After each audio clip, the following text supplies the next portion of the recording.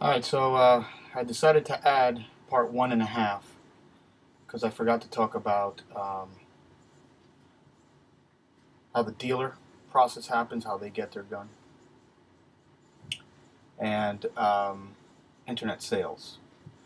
I'm going to start with the dealer. Basically, a manufacturer uh, will sell their product, their guns, to a distributor um, or an authorized dealer, FFL dealer. Uh, and what happens there is, from that point, the distributor would then sell to the dealer. Uh, and then what happens is that there's a book in, book out. Um, and obviously, the manufacturer would have full records of a book out.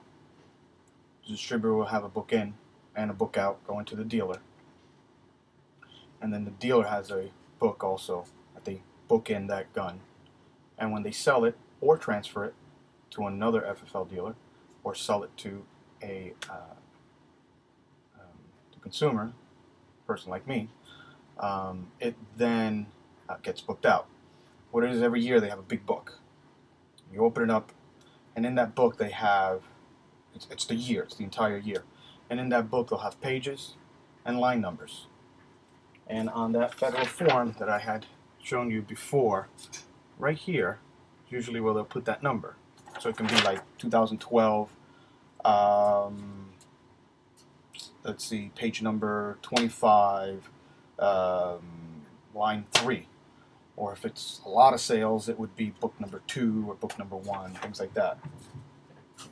Um, what happens?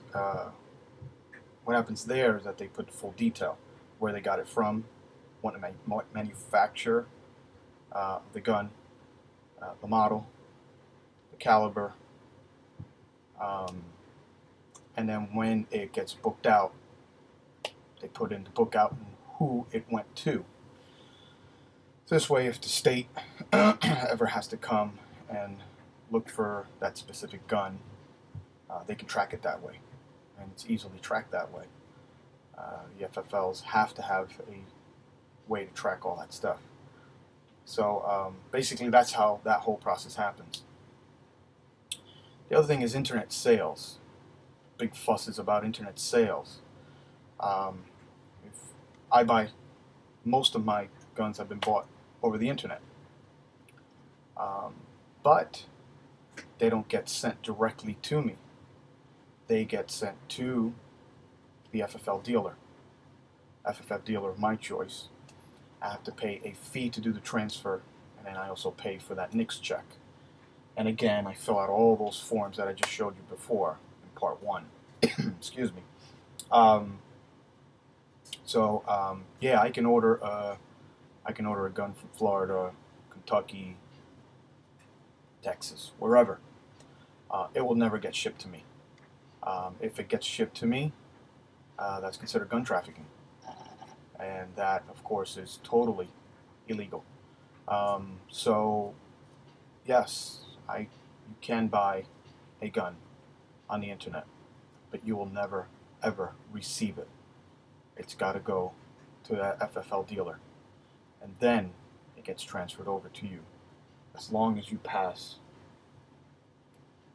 that mental health and your background, and you have to fill out that form, and you have to have, that